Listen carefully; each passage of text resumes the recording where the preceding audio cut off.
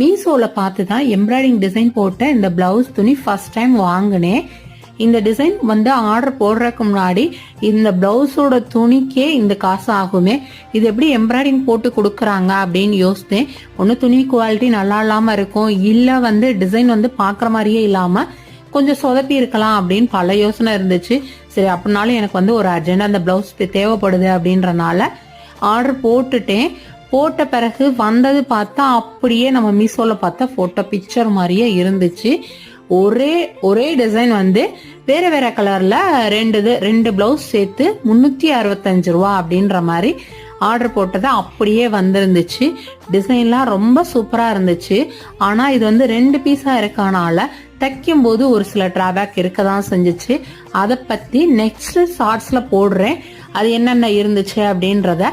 இப்போதைக்கு இந்த துணி குவாலிட்டி சூப்பரா இருந்துச்சு, எம்ப்ராய்டிங் அதை காட்டி சூப்பரா இருந்துச்சு.